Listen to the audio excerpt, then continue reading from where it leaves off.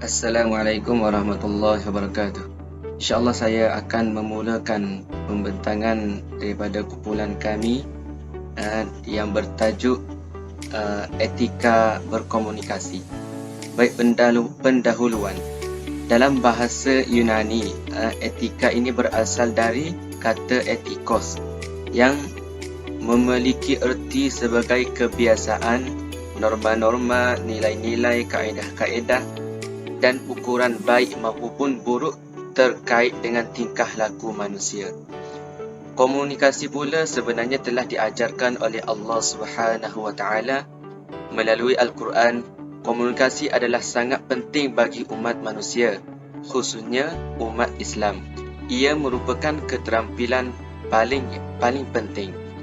Baik, etika komunikasi adalah norma-norma, nilai-nilai atau tolak ukur dari tingkah laku yang baik dalam kegiatan komunikasi di suatu lingkungan masyarakat.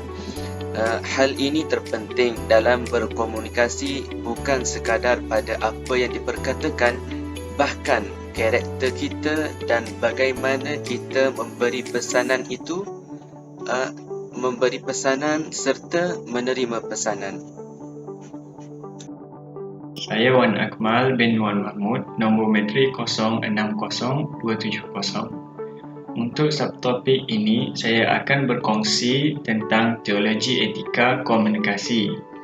Istilah atau gaya dan cara komunikasi yang baik dan benar dalam Al-Quran antara lain ditemukan dalam lafaz qawlan, iaitu perkataan.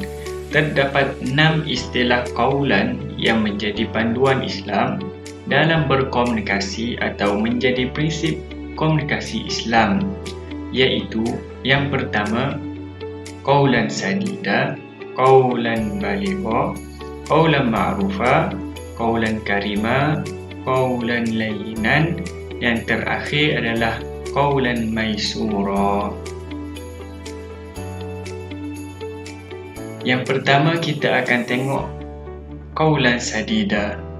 Melalui surah Al-Ahzab ayat 70 dan 71 bermaksud, wahai orang-orang yang beriman, bertakwalah kamu kepada Allah dan katakanlah perkataan yang benar. Nescaya Allah memperbaiki bagimu amalan-amalanmu dan mengampuni bagimu dosa-dosamu, dan barang siapa mentaati Allah dan Rasulnya, maka sesungguhnya ia telah mendapat kemenangan yang besar. Okey. Perintah untuk bercakap benar dalam ayat di atas didahului dengan perintah bertakwa. Dan ayat 71 merupakan janji kejayaan jika pendekatan itu dipergunakan. Jadi pelaksanaan dakwah dengan qawlan sadida itu harus berdiri di atas landasan takwa. Pesanan dari ayat tersebut adalah, barang siapa yang berdakwah dengan qawlan sadida dan dakwahnya berdiri di atas landasan takwa, maka dakwahnya bukan hanya memiliki kuasa panggilan terhadap mal'um pendengar, tetapi ianya juga akan membangunkan diri seorang da'i. Seterusnya adalah qawlan baligha. Melalui surah An-Nisa ayat 63 bermaksud mereka itu adalah orang-orang yang rahsia hatinya diketahui Allah SWT. Kerana itu berpalinglah kamu dari mereka dan berilah mereka pelajaran, dan katakanlah kepada mereka perkataan yang berbekas pada hati mereka. Okey, melalui ayat ini dia berkaitan dengan orang-orang yang munafik yang mana di hadapan Nabi mereka ni berpura-pura baik, tetapi di belakang Nabi mereka menentang dakwah Nabi. Bagi orang yang berkarakter munafik ni, perkataan lemah lembut ni tidak akan berbekas ke dalam jiwa mereka. Penyampaian dakwah yang tepat untuk golongan tersebut, iaitu golongan munafik ni, bukan yang indah dan lembut, tetapi yang baligh. Menurut Al-Isfahani, dalam mu'jamnya, perkataan baligh bermaksud yang pertama adalah sesuatu perkataan yang dianggap balik ketika diri seseorang tu terkumpul 3 sifat. Yang pertama adalah memiliki kebenaran dari sudut bahasa. Yang kedua, mempunyai kesesuaian dengan apa yang dimaksudkan. Yang ketiga adalah mengandungi kebenaran secara keseluruhan. Yang ketiga adalah qaulan ma'rufa. Okey, terdapat 4 ayat ataupun surah yang berkaitan dengan qaulan ma'rufa. Ini adalah yang pertama melalui surah Al-Baqarah ayat 235. Yang kedua, ayat yang kedua dan ketiga adalah masing-masing adalah ayat 4 dan 5. Dan yang keempat adalah melalui ayat surah Al-Ahzab ayat 32. Okey, untuk surah Al-Baqarah ni ayat 235, dalam ayat ini perkataan qaulan ma'rufa mengandungi pengertian antara lain rayuan halus terhadap seorang wanita yang ingin dipinang. Jadi, komunikasi etis dalam menimbang perasaan wanita, apatah lagi wanita yang diceraikan suaminya. Melalui surah An-Nisa, 2 ayat surah An-Nisa iaitu surah ayat 4 dan 5. Dalam ayat ini, qaulan ma'rufa membawa pengertian pembicaraan yang pantas bagi seorang yang sama ada belum dewasa ataupun orang yang dah dewasa, akan tetapi dia tergolong dalam golongan orang yang bodoh.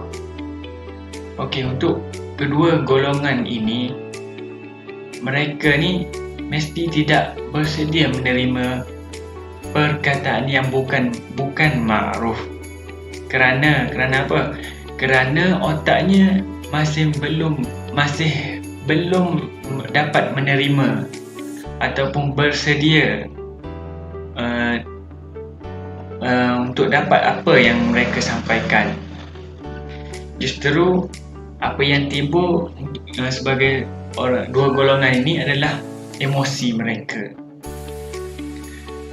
Okey, untuk ayat yang keempat iaitu dari surah Al-Ahzab ayat 32. Dalam ayat ini, qaulan ma'rufa bererti tontonan pada wanita iaitu isteri Rasulullah SAW agar bercakap yang perlu sahaja. Tidak perlu bermanja-manja, tersipu-sipu, bersikap berlebihan yang akan mengundang nafsu ataupun berahi lelaki yang lawan bicaranya. Menurut Mafri Amir. Okey, melalui pendapat Jalaluddin Rahmat menjelaskan bahawa qaulan ma'rufa bererti pembicaraan yang bermanfaat, memberi pengetahuan dan mencerahkan pemikiran kepada orang yang lemah. Bila kita tidak dapat membantu mereka secara material, kita harus bijak dan pantas untuk memberi bantuan kepada mereka secara psikologi. Okey, untuk qaulan ma'rufa lagi, kita boleh tengok salah satu pengertian qaulan ma'rufa secara etimologis adalah al-khair atau al-ihsan, yang bermaksud benda yang perkataan yang baik-baik. Jadi qaulan ma'rufa mengandungi pengertian perkataan atau ungkapan yang baik dan pantas menurut Ibnu Mahzur.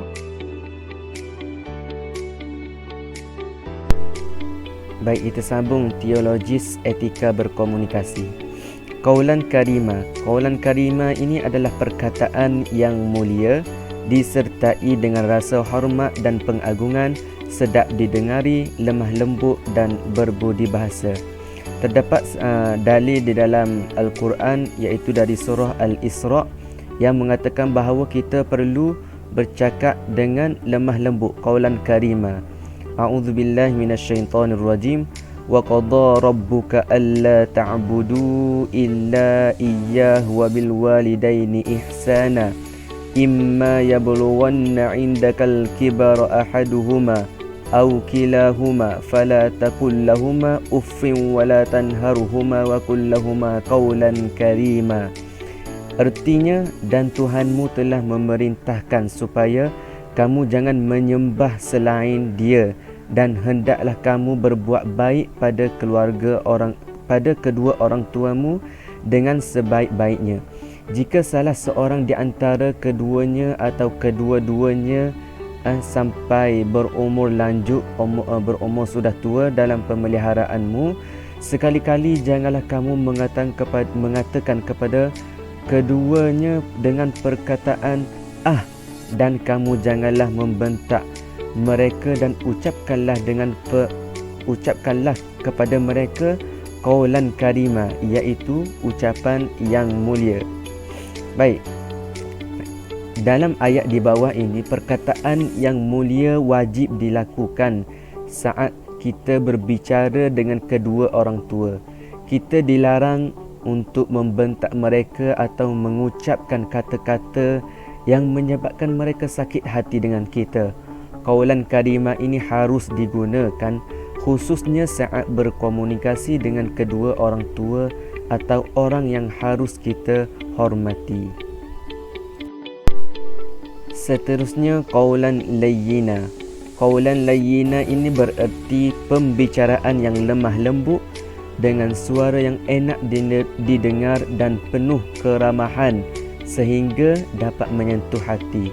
Dalil dalam surah Taha ayat 44, a'udzubillahi minasyaitonirrajim, faqula lahu qawlan layyinan la'allahu yatadhakkaru aw yakhsha. Artinya, maka berbicaralah kamu berdua kepadanya dengan qawlan layyina, iaitu kata-kata yang lemah lembut. Di dalam tafsir Ibnu Katsir disebutkan yang dimaksudkan layyina ialah kata-kata sindiran, bukan dengan kata-kata terus terang atau lugas, iaitu apalagi kasar. Oleh yang demikian, dalam komunikasi Islam, kata-kata kasar dan bernada tinggi semasa berkomunikasi perlu dielakkan seboleh-bolehnya. Hal ini kerana dalam berkomunikasi kita harus menggunakan etika yang sesuai yang berlaku dalam masyarakat kita sekeliling. Baik, teologis etika berkomunikasi yang terakhir iaitu qaulan maisura. Qaulan maisura ini bermakna ucapan yang mudah. Ucapan yang mudah iaitu yang mudah dihadam dan mudah difahami oleh penerima. Komunikasi berkesan berlaku apabila sesuatu mesej yang dimaklumkan oleh komunikator dapat diterima dengan baik atau sama rata oleh komunikan sehingga tidak berlaku salah persepsi. Dalil dalam Al-Quran di dalam surah Al-Isra juga ayat 28, a'udzubillahi minasyaitonirrajim, wa imma tu'ridanna 'anhum ibtigha'a rahmatin min rabbika tarjuha faqul lahum qawlan maysura. Sadaqallahu azim. Artinya, dan jika kamu berpaling dari mereka untuk memperolehi rahmat dari Tuhannya yang kamu harapkan, maka katakanlah kepada mereka qaulan maisura, iaitu ucapan yang mudah. Oleh yang demikian, oleh itu kita hendaklah mentuturkan berdasarkan ayat 28 daripada surah Al-Isra ini, kita perlu mentuturkan percakapan kita dengan perkataan yang senang untuk difahami oleh penerima sehingga menyenangkan penerima dan menggembirakan penerima apabila kita menggunakan komunikasi, apabila kita mentuturkan percakapan kita dengan ucapan yang mudah dan mudah difahami. Baik, sekadar itu sahaja daripada saya. Assalamualaikum. Bismillahirrahmanirrahim. Assalamualaikum warahmatullahi wabarakatuh. Nama saya Muhammad Aiman bin Mat Nasri, nombor metrik 059959. Hari ini saya akan bentang tajuk landasan teoretik etika berkomunikasi. Istilah komunikasi atau dalam bahasa Inggeris communication yang berasal dari kata Latin iaitu communicatio dan bersumber dari kata komunis yang bererti sama. Sama di sini bermaksud adalah sama makna. Jadi kalau dua orang terlibat dalam komunikasi, misalnya dalam bentuk percakapan, maka komunikasi akan terjadi atau selama ada kesamaan makna mengenai apa yang dipercakapkan. Contohnya, si A dan si B berkomunikasi dan membincangkan perkara yang sama. Di situ merupakan mereka telah melakukan komunikasi. Pada pertengahan abad ke-20, ketika dunia merasakan semakin kecil akibat revolusi industri dan revolusi teknologi elektronik, setelah ditemukan kapal api, pesawat terbang, elektrik, telefon, surat khabar dan lain-lain, dan perkara ini membuatkan para cendekiawan menyedari bahawa betapa pentingnya komunikasi ditingkatkan dari pengetahuan, iaitu knowledge, dan menjadi ilmu, iaitu dalam ilmu sains. Yang pertama, communicator, iaitu pengirim, iaitu sender yang mengirimkan pesan kepada komunikan, iaitu komunikan ni yang bermaksud penerima dengan menggunakan media tertentu. Unsur yang sangat berpengaruh dalam komunikasi kerana merupakan sumber awal terjadinya suatu komunikasi. Yang kedua, komunikan, iaitu penerima yang menerima pesan daripada komunikator, iaitu pengirim. Kemudian komunikan memahami, menterjemah dan akhirnya memberi respon kepada komunikator. Yang ketiga, saluran, iaitu channel yang digunakan untuk menyampaikan pesanan sebagai sarana berkomunikasi dalam bentuk bahasa verbal maupun non-verbal. Wujudnya dalam bentuk ucapan, tulisan, gambar, bahasa badan, bahasa mesin, kata laluan dan lain-lain dan sebagainya. Bismillahirrahmanirrahim. Assalamualaikum warahmatullahi ta'ala wabarakatuh. Nama diberi Qaid Ahzab bin Fazul Halil, nombor matris 059948. Jadi tanpa membuang masa, pada hari ini saya akan memberikan penerangan tentang tajuk pesan. Jadi pesan ini adalah isu komunikasi yang disampaikan oleh komunikator, iaitu orang yang bercakap ataupun memberi pesan kepada komunikan, iaitu orang yang mendapat pesanan. Kejelasan sesuatu perkara yang disampaikan itu adalah sangat penting dan berpengaruh terhadap sesuatu komunikasi. Kita beralih pula pada slide yang kedua, iaitu di bawah tajuk tanggapan. Yang poin pertama, tanggapan ialah merupakan impak komunikasi sebagai respon ke atas penerima. Diimplikasikan dalam bentuk suatu penerimaan yang baik atau tindakan yang sesuai dengan pesanan yang diterima. Jadi yang poin kedua ialah isu pada hari ini berkaitan dengan masalah akhlak ataupun etika yang mana mempunyai keupayaan untuk mewujudkan kesejahteraan masyarakat melalui pemilihan umum. Ketika etika komunikasi berlangsung seperti gagasan Johansson, iaitu pedoman etika yang berakar dalam nilai-nilai demokrasi.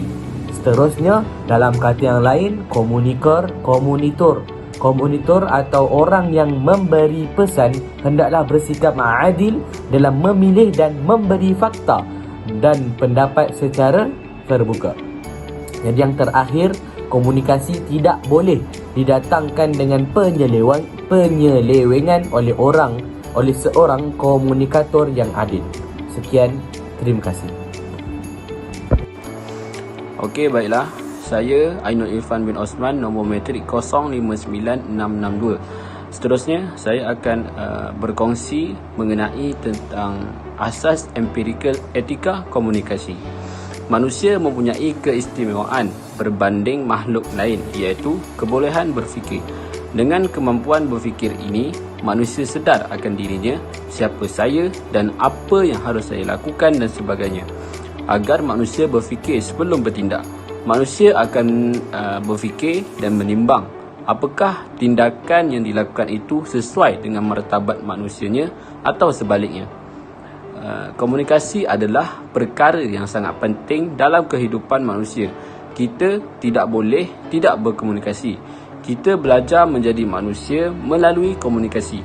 Komunikasi sudah menjadi keperluan manusia. Malah kejayaan seseorang hari ini juga lebih ditentukan pada kemampuannya untuk berkomunikasi. Seterusnya, kita pergi kepada bentuk-bentuk komunikasi. Bentuk komunikasi terbahagi kepada 4 jenis. Yang pertama, komunikasi personal ataupun komunikasi peribadi. Komunikasi personal terbahagi kepada 2, iaitu komunikasi antarpersonal dan komunikasi intrapersonal. Seterusnya, yang kedua, komunikasi kelompok. Komunikasi kelompok juga terbahagi kepada 2, iaitu yang pertama kelompok kecil dan yang kedua kelompok besar. Manakala bentuk komunikasi yang ketiga ialah komunikasi organisasi. Dan bentuk komunikasi yang terakhir adalah komunikasi massa. Juga terbahagi kepada 2, iaitu yang pertama komunikasi massa cetak dan komunikasi massa elektronik. Contoh komunikasi massa cetak ialah antaranya surat khabar, majalah, buku dan lain-lain. Manakala contoh untuk komunikasi massa elektronik pula ialah seperti radio, televisyen, filem dan lain-lain. Seterusnya, komunikasi berdasarkan sifatnya pula.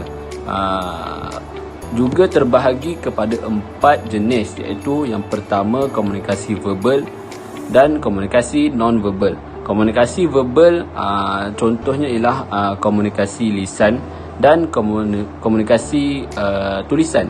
Manakala contoh untuk komunikasi non-verbal pula ialah komunikasi pergerakan badan dan komunikasi gambar.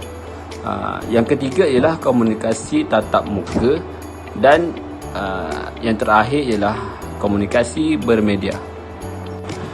Seterusnya, tujuan komunikasi antaranya ialah untuk mengubah sikap. Seterusnya, untuk berkongsi atau menerima pendapat. Seterusnya, untuk mengubah perilaku dan juga untuk mengubah masyarakat. Manakala fungsi komunikasi pula ialah yang pertama untuk menyampaikan info, untuk mendidik, menghibur ataupun mempengaruhi. Metod komunikasi pula ataupun tujuan komunikasi pula ialah yang pertama informatif. Yang kedua, persuasif, iaitu ini memujuk. Ketiga, pervasif, iaitu meresap. Keempat, koersif, iaitu memaksa. Kelima, instruktif, iaitu untuk memberi pengajaran. Dan yang terakhir ialah manusiawi.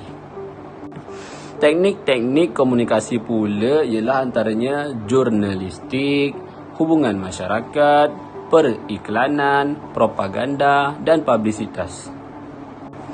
Antara bidang komunikasi pula ialah yang pertama komunikasi sosial, komunikasi pengurusan, komunikasi perusahaan, komunikasi politik, komunikasi pembangunan, komunikasi antarabangsa dan komunikasi tradisional. Kesimpulan ialah komunikasi melibatkan interaksi antara ahli komuniti. Dalam interaksi, diperlukan norma atau peraturan yang berfungsi untuk mengawal yang tujuannya untuk mencapai ketertiban dalam masyarakat. Salah satu usaha untuk mewujudkan masyarakat yang teratur ialah wujudnya etika komunikasi, iaitu mengkaji baik buruk sesuatu perbuatan komunikasi oleh manusia. Ilmu rasional yang mengajak manusia berkomunikasi dengan baik. Okey, seterusnya implementasi pengurusan ilmu. Ya, ini etika komunikasi dan implementasi dapat dilihat dari komunikasi yang baik. Ini juga merupakan pewujudan dari kesopanan ataupun tingkah laku peribadi kita. Dan malah komunikasi ibarat urat nadi kehidupan sebagai ekspresi seseorang daripada ekspresi seorang watak. Sifat atau watak seseorang saling berinteraksi, iaitu ketika mana saling berinteraksi, mengidentifikasi diri serta bekerjasama. Dan informasi yang disampaikan melalui komunikasi dapat memberikan impak positif atau sebaliknya. Dan komunikasi memiliki nilai lebih positif jika peserta komunikasi mengetahui dan menguasai keterampilan komunikasi yang baik dan beretika. Fungsi yang pertama adalah perancangan. Perancangan berarti mengidentifikasi berbagai tujuan untuk kerjaya organisasi di masa hadapan serta melaksanakan tugas dan penggunaan sumber daya yang diperlukan untuk mencapai tujuan tersebut. Dan yang pertama adalah perancangan dari segi kekuatan fizikal. Iaitu kekuatan di sini bermaksud kemampuan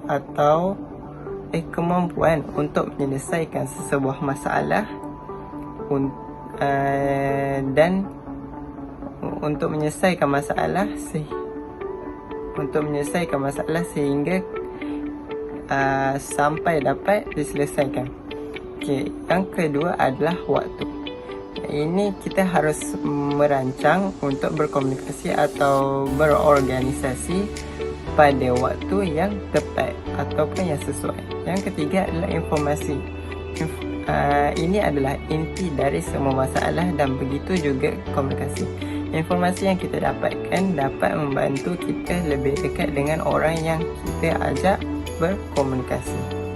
Kedua adalah pengurusan. Dari segi pengurusan, ianya termasuk daripada mendefinisikan tugas ataupun mengelompokkan tugas serta menetapkan sumber daya yang tersedia ada. Dalam hal negosiasi dapat dilakukan melalui telefon, mencatat, berpidato serta lain-lain lagi. Dan antara sifat-sifat yang dapat digunakan dalam segi pengurusan adalah yang pertama, menghormati seseorang tanpa memandang usia, status atau hubungan dengan pembicara. Kedua, menghargai fikiran, perasaan, niat dan integrasi orang lain. Seterusnya, ketiga, sikap permisif, objektif dan serta open-minded, iaitu berfikiran terbuka yang mendorong kebebasan berekspresi. Yang keempat, menghormati bukti dan secara wajar mempertimbangkan alternatif. Dan yang terakhir adalah dengarkan baik-baik sebelum menyatakan setuju ataupun tidak. Okey, yang ketiga adalah pengendalian. Dari segi pengendalian, iaitu antara fungsi-fungsinya adalah yang pertama, fungsi pada informasi, iaitu memberitahu suatu pihak tentang sesuatu pesanan dengan tujuan agar dapat diketahui oleh responden. Yang kedua adalah fungsi dari segi ekspresi, sebagai bentuk ungkapan ataupun perasaan ataupun pemikiran seseorang komunikator tentang pemahamannya terhadap sesuatu atau suatu masalah. Dan yang ketiga adalah fungsi mengawal, iaitu menghindari terjadinya hal-hal yang tidak diinginkan dengan cara mengeluarkan informasi berupa perintah ataupun peringatan, penilaian dan lain-lain. Yang keempat merupakan fungsi sosial, bertujuan untuk hiburan dan keakraban antara komunikator pembicara dengan pembicara yang lain. Yang keempat adalah fungsi ekonomi, untuk keperluan transaksi komersial, iaitu usaha yang berkaitan dengan keuangan, barang dan jasa. Dan yang terakhir merupakan fungsi dakwah, iaitu menyampaikan pesanan agama kepada para penerima. Okay. Kesimpulan pada tajuk ini adalah komunikasi merupakan hal yang sangat penting dalam kehidupan manusia, dan komunikasi sudah menjadi sesuatu kepentingan kepada manusia. Bahkan keberhasilan seseorang saat ini lebih bergantung kepada kemampuan berkomunikasi, dan etika komunikasi kita seharusnya perlulah sesuai dengan fungsi-fungsi tersebut Dan jika kita menyimpang dari apa yang digariskan, maka kita perlu menilai diri sendiri dalam hal komunikasi. Syukran.